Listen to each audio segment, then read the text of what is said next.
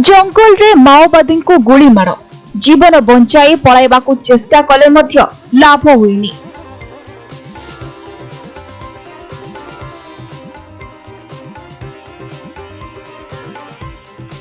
लाल बाहिनी को गोड़े गोड़े आक्रमण कले जवान। पुणी थरे जवान और माओवादी मध्य होईछि गोलीमाड़।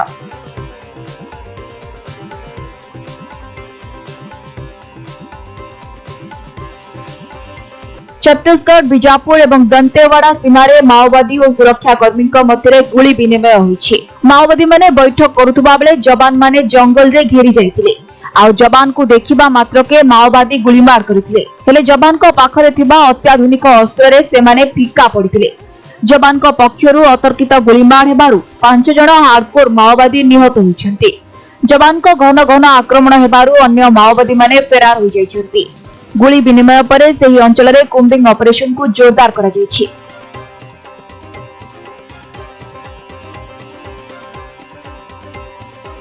दंतेवाड़ा एसपी मतरे माओवादी माने जवान को देखि गोलीमार करथिले।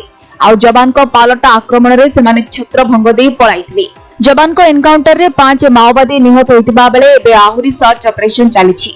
जेउठी भी से माने मेली करिवे सेठारे समानंकु गोलीमार करा जिवो बोली कुआ जायछि। ब्यूरो रिपोर्ट समय लाइव।